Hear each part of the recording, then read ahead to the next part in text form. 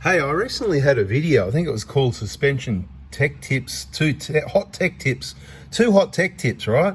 One of them was to line this washer up, but in doing so, there's a safety situation I forgot to mention to you as well, which, not that I need to, because, what sort of qualifications do you have to be working on your vehicle? What do you think, you just watch everybody's YouTube videos and you can work on your own car?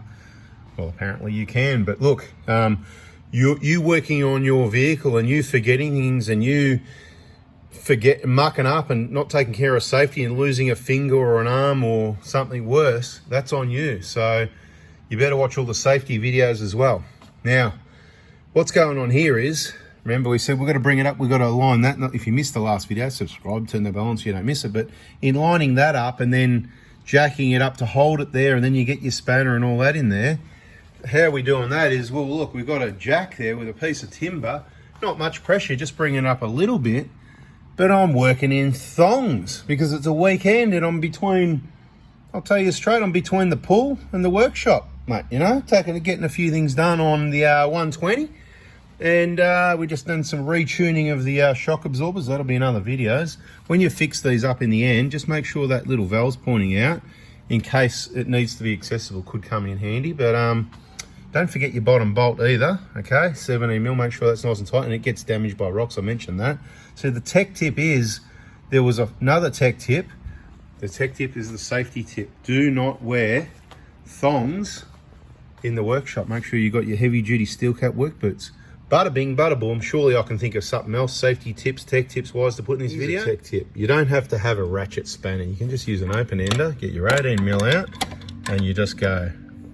These cars were designed and built before ratchet spanners were even thought of going into your toolbox, right? So that's what you do. But while you're doing, remember, we've got to make sure that's right. So I've got to put this down and just make sure that is centered before I go any further. So yeah, your ratchet spanner is the easy way to do it, but how often are you really doing it? So is it really worth you investing in a set of ratchet spanners? If you're doing it all day, every day, this could be a bit slow, but if you're only doing it once every few years, it's only going to take you a couple of minutes of going like this, and that'll test your good old skills and your muscles a bit more, because you've got to think and place things more carefully. I don't mind doing it, you know what I mean?